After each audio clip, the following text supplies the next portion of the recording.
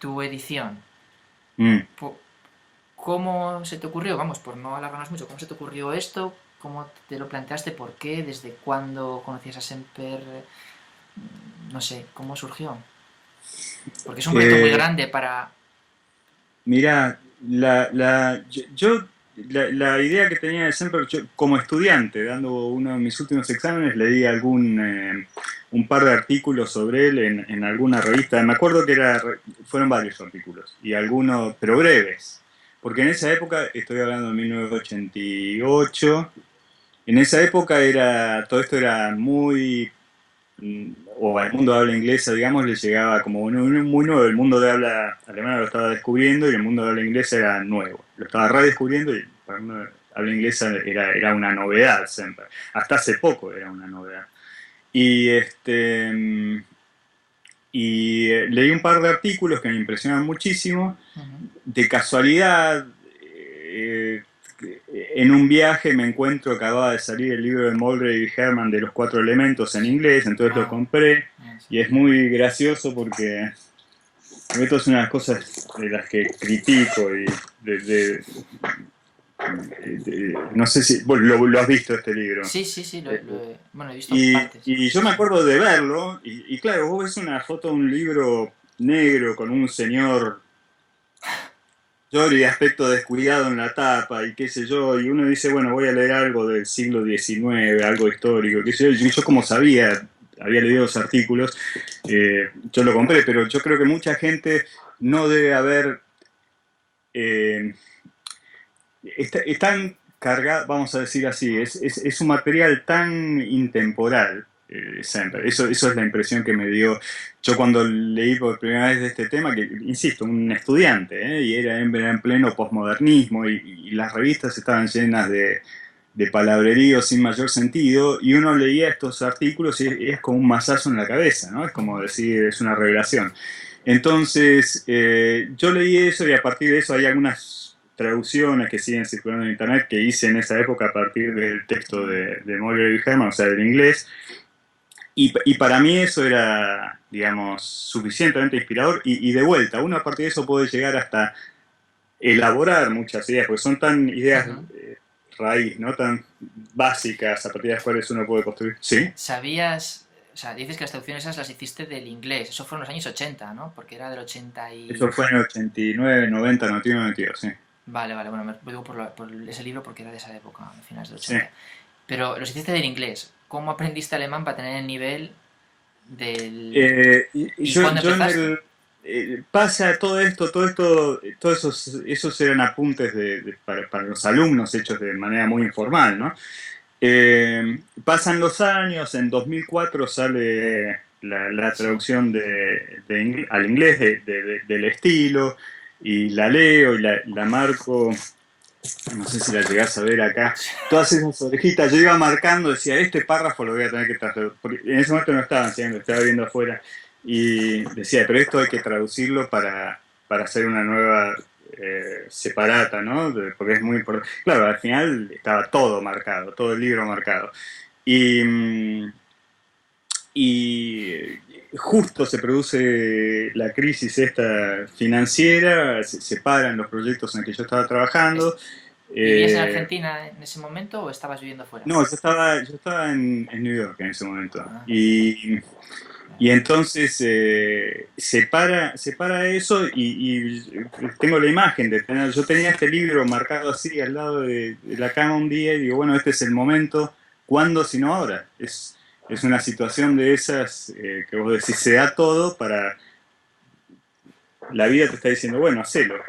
Y al mismo tiempo había visto, digamos, tenía yo esas ciertas inquietudes de que estos temas se presentaban siempre como cuestiones o históricas o para historiadores o cosas como que si el interés fuera, si Semper sale de Botticher y armar una estructura de evolución histórica de la teoría y el pensamiento y qué sé yo, y para mí esto eh, vale por como moneda corriente, ¿no?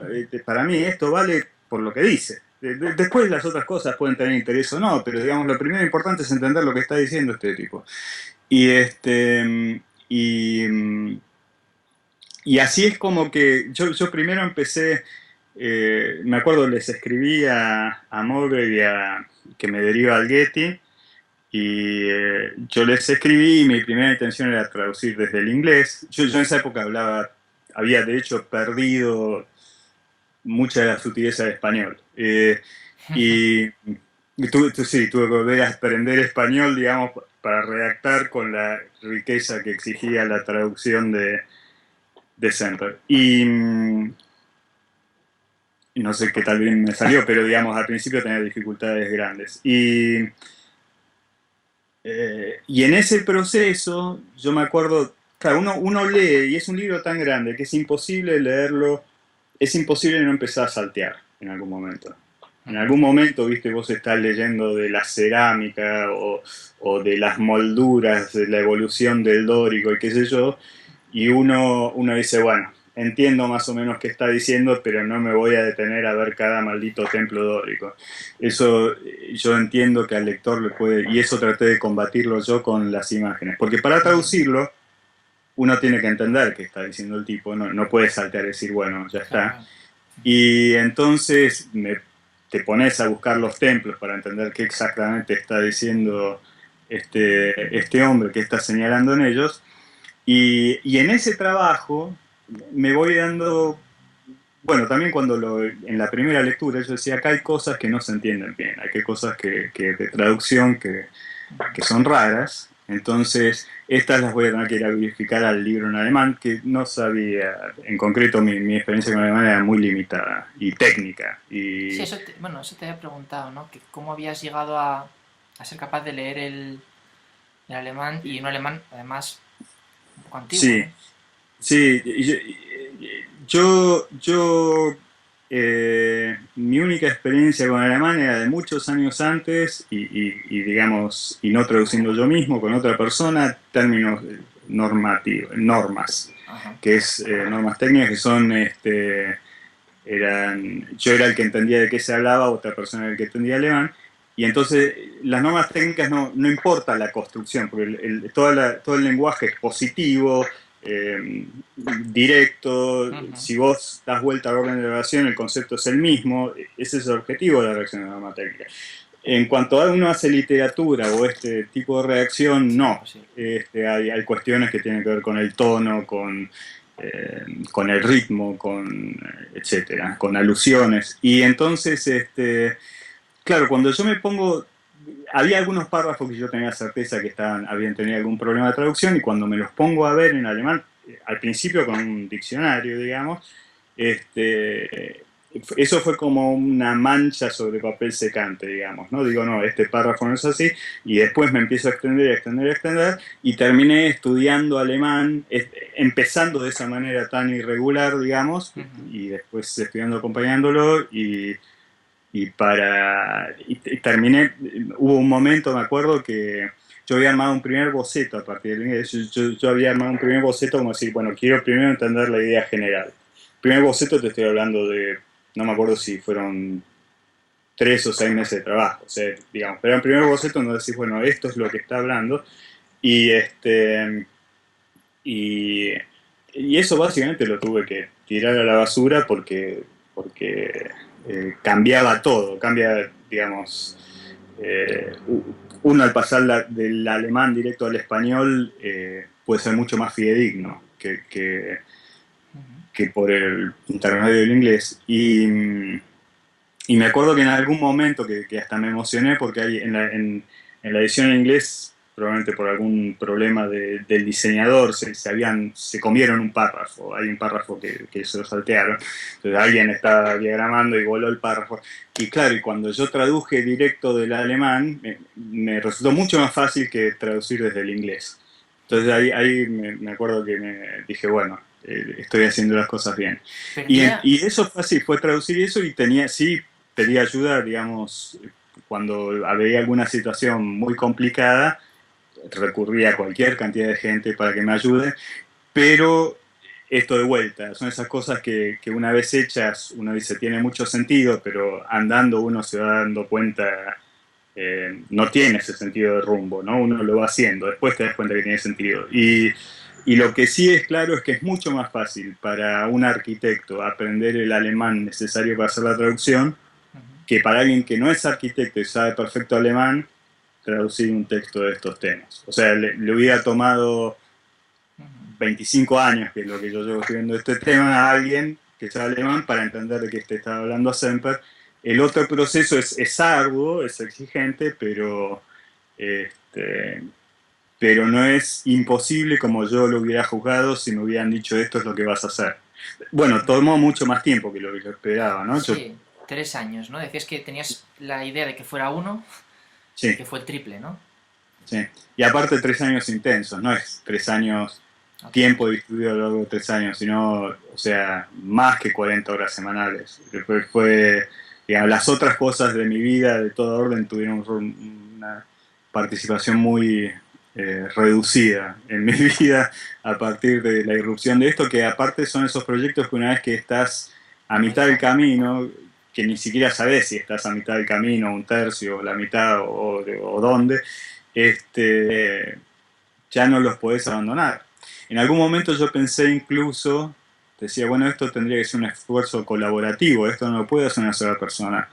Y, y vos te das cuenta traduciendo que hay veces que la explicación para una palabra, una expresión que yo te la encontrás a 500 páginas, porque la repitió la frase y le dio el contexto. Ujú, Entonces, no es un trabajo que uno puede recortar en pedazos y repartir y después tiene sentido, ¿no? ujú. Entonces, de ser un trabajo colaborativo tendría que ser de otros 5 tipos que como yo se hubieran tenido que dedicar 3 años al tema y bueno, eso, digamos, eh, Decía Margaret, ¿no? no hay forma de reducirlo el trabajo. Sí, sí se puede hacer, sí se pueden superponer más esfuerzos similares, pero con menos que eso no se puede hacer. Sí, decía Margaret que traducir eso, que no se había logrado hasta su traducción en el 2004, creo, al inglés, que solamente se podía pues con una institución como el Getty y muchísimas horas de trabajo y tal, ¿no? Y creo que fue una nota que tienes por internet puesta que te dijo, bueno, pues nada, lo has logrado, puedes estar orgulloso y eso porque yo Ah, sí, pensaba sí. que no, que Y esto era imposible bueno, tú ahí solo. hay otro tema también, que es que en el caso de se ve en la traducción al inglés, hay aspectos que, digamos, yo tengo un enorme respeto por el trabajo que ha hecho Moller con las traducciones de alemán, no solo de Semper, porque Moller es como que ha estado durante muchos años de su vida diciendo, señores, vean esto, todos estos temas que son importantes y trayéndolos al inglés, que es a nuestro latín contemporáneo, pero hay aspectos que tienen que ver con hacer un trabajo en el Getty que es obvio, hay aspectos que con la diagrama, con este tema de recortar el trabajo, ¿no? Hubo alguien que estuvo traduciendo, hubo otro que estuvo Moller tratando de darle un sentido general a la cosa, hubo otro que estuvo haciendo el diseño, hubo alguien que le puso un presupuesto y un plazo a eso y a quien había que responder y qué sé yo, y el trabajo se resiente cuando pasan estas cosas, ¿no? O sea que la, eh, la contrapartida de la exigencia extrema que te impone el integrar todos los elementos, significa que después que la traducción la llevaste hasta donde el que Ujú. era responsable de la traducción pensaba que tiene sentido y que la ilustración que aparece es la que se consideró apropiada y que la diagramación está hecha de una manera que destaca esa relación, etc. Hombre, el trabajo añadido, porque yo la edición de Magri la he tenido en mano hace tiempo, ¿no? Pero el trabajo añadido que tiene la tuya es precisamente todo lo que tú dices de las imágenes a lo largo de todo el libro, ayuda mucho, ¿no? Porque si no tendrías que estar buscándolas. Y es imposible, no lo encontrarías o encontrarías solamente unas muy generales. Entonces ayuda mucho esa labor que en la de Magri no existe y, y se perderían muchas cosas del libro. Yo creo que muy poca gente en la historia, incluyendo en el alemán, muy poca gente ha entendido el detalle de lo que decía Semper con la claridad y la precisión con la que él la veía, porque él no estaba poniendo esa foto, pero él la tenía en la cabeza esa foto. Cuando te destaca algo, lo que te obliga a ir a buscar la foto es que él está pensando en algo Yo concreto. siempre digo, es un libro muy visual, es un libro que está hablando él los está viendo, los ejercicios, te está destacando cosas en ellos, pero si vos no sabes de qué te está hablando, no entendés qué te está diciendo. Ujú. Y desconectás, porque uno no puede estar Imposible. yendo cada 3 oraciones a buscar de qué está hablando. Mm. Entonces, sí, creo que, digamos, por un lado, el mensaje, lo que decía antes, el núcleo del mensaje es tan potente que incluso con un texto básico uno puede tener ideas que a uno le resulten inspiradoras para la reflexión y para la acción, sin entender todos los detalles. Sí. Ahora, si Semper consideró necesario escribir las 1000 páginas, porque él podría haber hecho un panfleto con los 4 elementos y Claro. listo. A ver, uno exagerando, uno puede poner las ideas fundamentales de Der Stil en 100 páginas, ¿no? Pero él consideró necesario una época en que escribían con pluma y que los tipos eran móviles y que los grabados eran un trabajo chino y costosísimo, qué sé yo. Él consideró necesario hacer las 1000 páginas. Entonces, esa riqueza adicional que él consideró indispensable incorporar, yo creo que muy pocas personas, y no, ya no es una cuestión de idioma, yo creo que hasta en el idioma alemán, muy pocas personas han llegado a recogerlas en detalle, por esta cuestión que decíamos recién, Sí, sí. de que hay alusiones permanentes a edificios y a textos que uno no tiene inmediatamente disponibles. Hombre, a mí me gustaría saber cuánta gente lo ha leído, ¿no? Porque lleva ya un año.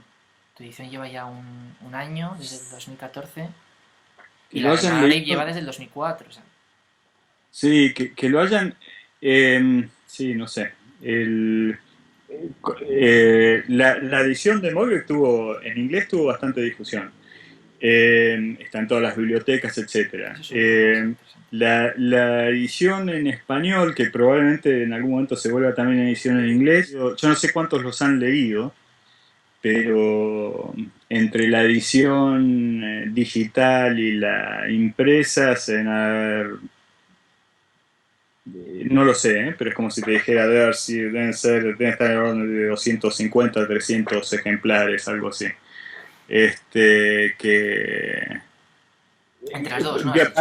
hay un crescendo y es una cuestión de la difusión es lenta, digamos, el tiempo que toma de darte cuenta a que el libro existe, a adquirirlo, que lo adquiera tu biblioteca, a leerlo, a vos te tomó no sé Sí, cuántos sí, mucho meses tiempo. este, Bueno, hay otras cosas siempre, entenderlo, claro. y que eso produzca la difusión boca a boca, que es la que define la cosa, toman tiempos que son, hasta te diría, largos para una vida, digamos, quizás exceden los tiempos de la vida propia. Entonces, pero sí se va viendo una difusión. Yo pensaba que iba a ser mucho más rápida la difusión, va lenta y creciente, digamos. En todo caso, ha habido reseñas del libro, ¿no? Comentábamos lo de Arquitectura Viva de Luis Fernández Galeano, en el que critica concretamente que añadiera ese texto de Peli en el inicio, porque parece una inconsistencia, creo que dice exactamente eso, ¿no? No sé qué más reseñas y qué más divulgación o qué acogida tuvo en esos La medios. reacción crítica, incluyendo esa de Galeano, que es muy elogiosa, más allá de esa Sí, observación que ahora después quizás comento algo, pero no, la recepción crítica es excelente. Empezando para la que yo llevo y presento con mayor orgullo, es el comentario del mismo Mowbray que me decía, y está muy bien que agregaste esto y esto, y ese es un comentario que yo después le respondí y ese no lo difundí, pero digo, el único que puede hacer ese comentario sos vos en el mundo, digo, déjamelo traducir, porque difundir, porque no hay nadie, me dice, muy bien que hayas puesto, no sé, esos fragmentos de Botticher y de Müller, porque qué sé yo, y yo decía, es que eso no hay nadie más que pueda entender. Una vez que ahora que lo leen otros, van a entender la relación. Pero él cuando vio el armado se dio cuenta, ¿no? fíjate, es curioso. Yo fui el verano en el que este libro salió a Chicago a verle. Coincidencia extraordinaria. Coincidencia. ¿Sí? De hecho, yo conocí el libro porque me lo dijo él. Ajá. Antes de que estuviera divulgado por ninguna parte. Igual la página tuya estaba, no lo sé. Yo recuerdo que fui a un par de clases suyas, me invitó a ir a hablar de unos temas, me invitó a hablar con él, a charlar un rato. Y después de la última clase, cuando ya me iba a ir a Boston, creo que fue, me dijo, ven conmigo al despacho que quiero enseñarte una cosa, me acaba de llegar algo que estoy muy sorprendido. Ese detalle no lo conocía. Sí, pues te lo digo, bueno, como Ajá. anécdota. Él fue muy amable conmigo, para mí fue Ujú. terrible que después se quisiera jubilar, porque claro, yo tenía la intención de hecho fue muy curioso, porque estaba trabajando con él, estaba una chica que estaba allí de becaria, y yo, bueno, hablé con ella bastante, y ella decía pues que aquello, pues que le interesaba, bah, pues por pasar el rato y pagar un poco, bueno, en fin, las tasas de la universidad, y pues bueno, tener experiencia, pero que en realidad no tenía verdadero interés en lo que hacía él, ¿no? Cosa que a mí me dejó hundido, digo, ¿cómo es posible, ¿no? Que no tengas verdadero Ujú. interés en estar aquí? Y en la universidad no le conocían, los alumnos no le conocían, los que iban a la clase no Ah, habían leído nada de él. Es un tema que no sé si es un problema suyo de no saber explicarse, o de no saber divulgarlo, o de no saber, no sé, ser atractivo para los demás, o de los, bueno, por supuesto de los estudiantes también, ¿no? Pero hay algo ahí que no, que a mí me dejó muy desconcertado. Entonces me dijo, algo interesante, ven conmigo que te voy a enseñar esto. Y entonces llegó ahí a su despacho, que estaba todo desmantelado porque se estaba de mudanza, ya decía que se iba, que se iba, que se iba, y dice, me ha llegado esto. Y saca allí, que tal. Y digo, uy, ¿y esto? Y yo pensé, dije, meca, ¿será la edición que me dijo un profesor mío de Madrid que la está haciendo? ¿Te ujú, acuerdas que te dije bueno, la que ha salido de español de los fragmentos, ¿no? Y digo yo, me dice, no, es de un argentino. Y digo, ¿un ujú. argentino? Y entonces me reí mucho porque pensé, bueno, pues mis profesores han llegado tarde ya para empezar. Llevan con esta ¿Cómo, cómo? historia. Han llegado tarde. Digo, bueno, pues mira, una muestra más de que estamos a uvas, ¿no? Ya les vale. Bueno, pues nada, pues muy bien, han llegado tarde. Y dije, pues me deja echar un vistazo. Sí, sí, echa un vistazo. Y me dijo eso, me dijo, lo mejor de todo, hasta donde, claro, no saben nada de español, ¿eh? Es esto. Me abrió por atrás y me dijo, mira cantidad de imágenes. Y todo está relacionado. Me dijo, claro, esto es increíble. Y me dijo, la edición es estupenda. ¿Cuánto costará esto? Ni lo sabía, claro, creo que se la mandaste o no sé qué hiciste. Y dijo, bueno, nada, pues tomo nota para comprarlo y leerlo yo, ¿no? Esto, bueno, no, no sabía, me Sí. habías dicho que lo habías visto, pero todo este detalle no, no me lo habías contado. Este, sí, sí, es eh, sí, vamos a decir así, el trabajo del traducir, uno piensa, yo mi primer paso cuando empecé con esto, yo averigüé, yo no tenía experiencia en traducciones literarias, por así decirlo, y entonces averigüé eh, los tiempos y los presupuestos habituales de la Ujú. industria editorial, por así decirlo. Y en base a eso hice mis presupuestos muy cómodamente. En base a eso me di cuenta de que con las prácticas habituales no era posible traducir este libro bien. Pero andando, y cuando uno dice es necesario presentar este contenido de manera que se entienda bien, el trabajo de traducción estricto es como si te dijera el 10% del esfuerzo de hacer este libro, ¿no? Porque el trabajo de investigación, el trabajo eh, de buscarle la forma en el idioma, porque una cosa es entender, primero entender lo que el tipo te dice, es un tema que muchas veces no es de alemán, o sea, entre la mucha gente que me ayudó en mis momentos de desesperación, hay gente que hablaba alemán como lengua nativa, algunos incluso no hablaban español y qué sé yo, y ellos no entendían qué te estaba diciendo. Entonces hay algunas dificultades del idioma que son propias del idioma y que no es solo hablar alemán. Eh, Ujú. Tiene que ver con el modo de expresión de Sí, Semper eso o con lo... expresiones del siglo XIX o con alusiones que hace él a cuestiones que eran del día en su momento y hoy tenés que poner una nota al pie para explicarlas, ¿no? Después hay un montón de trabajo de investigación y después buscarle la forma en español de manera que mantenga esa estructura y esa fluidez del original, que si no se te vuelve un estorbo, ¿no? Si no se te vuelve imposible, este es una parte enorme del trabajo. Hmm. Sí, Eh, es complicado. No me acuerdo a qué venía toda esta digresión. Al comentario de Semper sobre la información adicional. Sí, y después viene, yo al principio decía, bueno, cuando iba haciendo esa investigación para tu serie, decía, bueno, lo voy a tener que poner imágenes, entonces, y yo por ahí tengo la fecha, ¿no? Porque yo decía, bueno, va a haber que agregarle 20 imágenes a este libro. Bueno, van a ser 40, bueno, van a ser 80, van a Mira, ser, terminaron 1700 y algo. Después manejar los derechos de esas imágenes o las autorizaciones, en fin. todo va con las autorizaciones de todo, ¿no? Porque eso Sí, sí, sí, esto está hecho bien. Nadie, es muy... algunas son ¿cómo? que es muy plomizo, digo, porque por cada imagen tener que andar Manejar, sí, escribiendo... sí, sí. Hasta manejar los datos, y ni hablemos de los presupuestos, ¿no? Tanto del tiempo para realizarlo como para adquirir las cosas, como para procesar las ilustraciones, como el libro que crece en volumen y se vuelve técnicamente realizable en algunas, digamos, dentro de ciertos parámetros, en fin. Ya. No, Por no, suerte quedó atrás todo eso. no, no, es tremendo. Eh, bueno, yo, solo un comentario que a mí me... Tienes en el blog, ¿dónde han comprado, en qué bibliotecas han comprado el libro, ¿no? Y me ha sorprendido que ni en Venezuela, ni en Ecuador, ni en Cuba, Panamá, Costa Rica, Nicaragua, Honduras, Guatemala, ni México lo han comprado. Lo han comprado en muchísimos otros sitios, está en Zurich, pero concretamente, países vecinos, pues no sé, no sé. Yo, por ejemplo, tenemos un amigo que está en Sí, Ecuador dando esos, clase. esos son los que yo sé. Tengo bastante control digamos, no sé a dónde va a parar cada ejemplar, pero, digamos, de un porcentaje alto sí sé a dónde va a parar. Esas son las bibliotecas que aparecen en la página.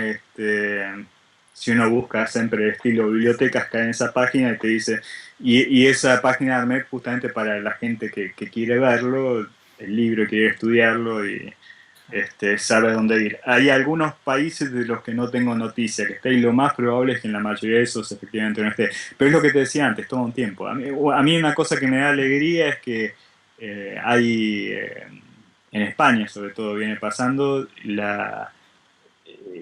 una biblioteca adquiere un ejemplar, Y, al poco tiempo adquiere un segundo, al poco tiempo un pedido desesperado, un tercero, pero rápido y que sea rápido, alguna va por el cuarto ejemplar, eso quiere decir que el libro se está usando, digamos. Así que en ese sentido yo estoy muy contento. no, está bien. Toma su tiempo por el propio tamaño del libro, ¿no? Ahora hablamos de lo del Frankton y de los contenidos porque incluso de cómo a través de Frampton se ha traído lo tectónico y estereotómico a la Escuela de Madrid en concreto de manera, vamos, diaria. O sea, es diario hablar de lo tectónico y lo estereotómico. Alguien que viene de cualquier otra escuela de España, yo venía de Valladolid, de la escuela de Valladolid, y digo, bueno, ¿y esto de qué hablan? O sea, allí no se habla de eso para proyectar en absoluto. Y aquí era constante, sobre todo en la cátedra de Alberto Campo Baeza, Vicens y todos estos, ¿no? Pero lo tratamos después y lo de Frampton también. Solo una cosa más respecto al libro. Comentas que tuviste relación y agradeces la profesionalidad o algo así, no sé, no, dices lo eficientes o no recuerdo. Que fueron en el archivo de Zurich, ¿no? Sí, Que fueron, impresionante. sí, Sí, y fue, mira, te comento en detalle cómo fue, que es muy sencillo. Yo estaba preparando esto y eh, les pedí información, primero sobre alguna publicación. Yo a medida que iba armando el libro, yo acá está, digamos, siempre en un momento comenta maldice, digamos, no maldice, pero protesta sobre la limitación de medios que tenía en Zurich para producir. Decía, no consigo, no tengo tales libros a mi disposición. sí, sí, No recuerdo. te quiero decir lo que es yo en Buenos Aires, o sea, no hay un ejemplar de The Steel en ningún lado. Entonces, Bueno, debe mi ser parecido en ejemplar... España, ¿eh? ¿Cómo? Que debe ser parecido aquí, ¿eh? Yo no... No, en España los tienen. Hombre, alguno. Digamos, Sí, yo, sí. yo, yo por suerte estaba viviendo en Nueva York y me volví acá a Argentina y cuando me di cuenta, por suerte había 3 ejemplares de venta en el mundo y de edición del 78 y una se vendía cerca de donde estaba yo, pero digamos, yo tuve que comprar, digamos, los libros que no conseguí electrónicamente, los compré, ediciones del siglo XIX o lo que sea, para poder hacer esto. Y a que venía esta discusión, a que muchas imágenes, algunos libros no los iba a comprar porque hacía falta una imagen y qué sé yo, y a veces no sabía ni siquiera qué estaba buscando, porque de pronto siempre te dice, sí, fíjate en tal lámina de tal, eh, de tal fascículo, de tal publicación. Y entonces el principio de la relación fue así. Yo les empecé a escribir a Zurich y les decía, che, ¿tienen este? Me lo escanean y me lo mandan todo con precio, obviamente, ¿no? Sí, sí. Así empezó la cosa y en algún momento, tendría que repasar cómo fue, eh, le pido, primero ellos me dijeron, para algún tema en especial, me recomendaron bibliografía sobre Samper, que ese es otro tema. Yo al principio, en base a mi experiencia previa de Norma, yo pensaba que mi trabajo bien hecho era limitarme a traducir. Yo pensaba que era posible eso. Yeah. Yo pensaba que era, no, yo voy a traducir y listo. Todo el tema de la interpretación, eso se lo Sí. dejo a otro. Yo con traducir me doy por hecho y no quiero hacer otra cosa. Y a medida que vas haciendo te das cuenta que es imposible eso, que es necesario un montón de investigación, etcétera. Entonces, a partir de eso, hay una estantería de bibliografía sobre Semper. Y porque terminaba teniendo que leer todo lo que se escribió Ujú. sobre Semper, desgraciadamente. Bueno, Y no porque, y no sé si desgraciadamente o no. Sí. bueno, es de vuelta, es tiempo no presupuestado. Y y acá viene esta historia. Entonces ellos primero me recomendaron bibliografía que de vuelta tuve que adquirir usado, de qué sé yo.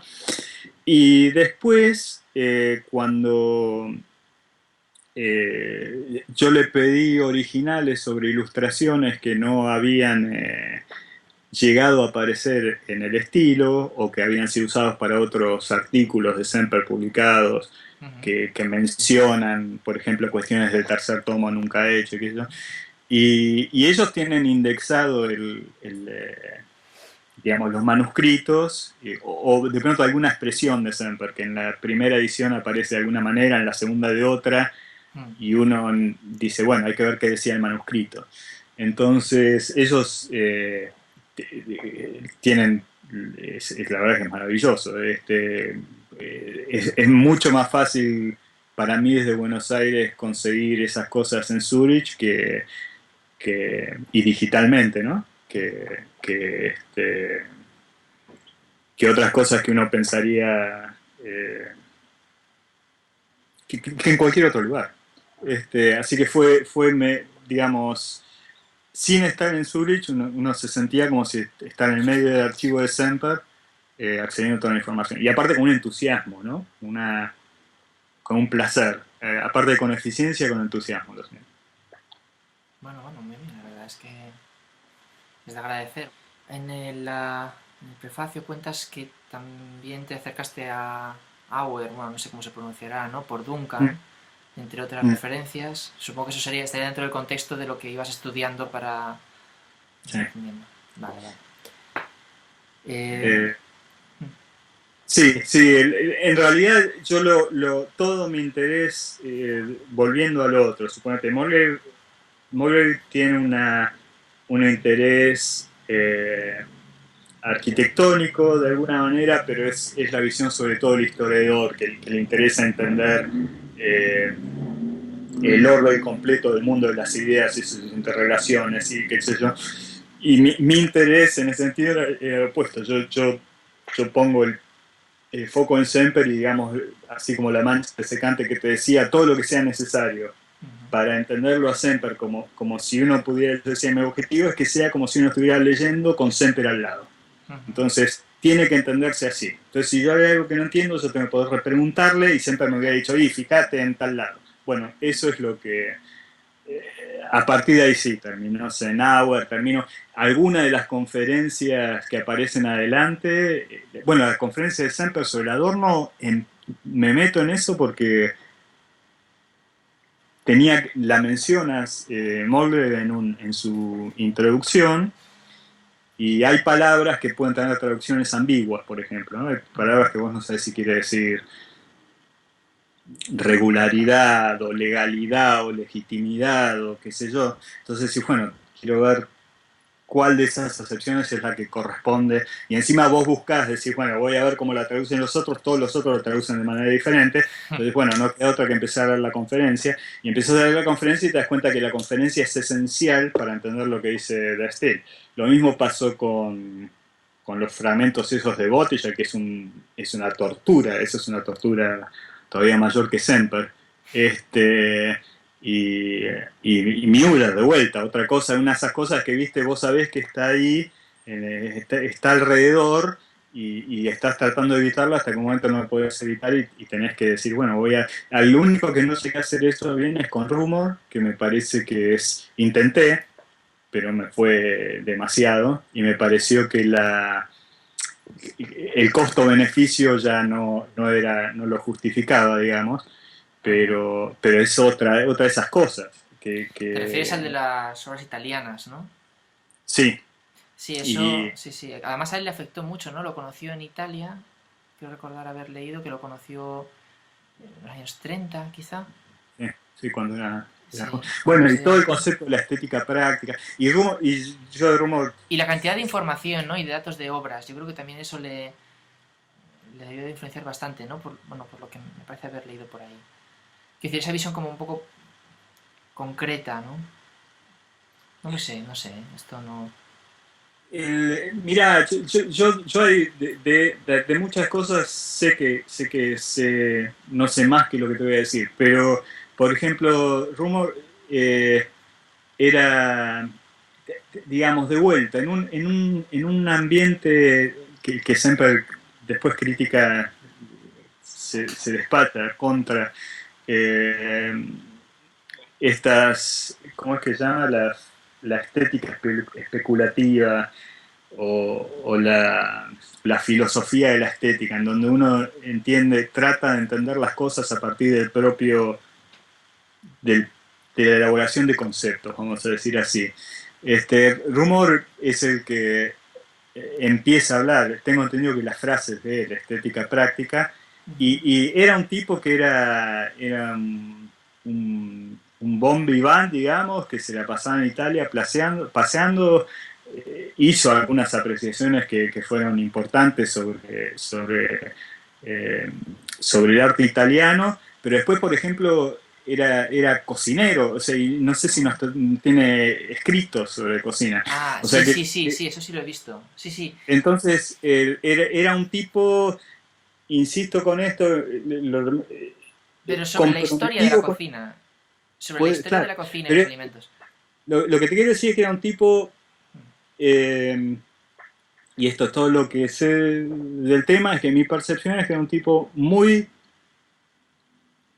primero, que disfrutaba con con lo que él llama la intuición directa, con la percepción de la cosa, del fenómeno artístico, y segundo, con el hacer, que es algo muy propio de la cocina también, como contraposición a todo esto de la filosofía especulativa, de la palabrería, qué sé yo, que vos decís, bueno, finalmente esto termina en que llega una viga contra una columna, se encuentra con un cerramiento, y bueno, ahí es donde, como dicen los americanos, donde la rueda toca el pavimento y ahí es donde está la estética en arquitectura, ¿no? Entonces, el arquitecto se expresa así. Y Rumor, esa cuestión de la estética práctica, nace de él. Toda la implementación en detalle para arquitectura es de Semper, pero esa inquietud viene de ahí, Incluso aparentemente. yo creo que sí, hay casi un plagio por parte de Semper de una definición del estilo que hizo en el 34. Después, es que es Mm, justamente una de las primeras definiciones del estilo mm, que da en una conferencia en Dresde. Y no mm, recuerdo ya dónde lo leí, que prácticamente es un mm. plagio de la que había dado Rumor, que él conocía de hacía Sí. poco. Sí, probablemente no sea un plagio, probablemente lo esté citando. O sea, quizás no Claro, en ese párrafo, pero seguramente sí, se refiere a él porque en toda su vida fue muy. Lo mencionó cuando ya nadie se acordaba de Rumor, como él mismo dice.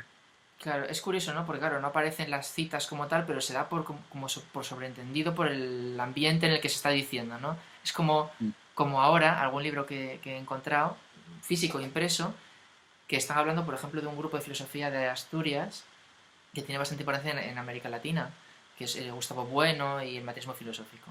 Y entonces hay alguien en Chicago que escribió un libro sobre ellos.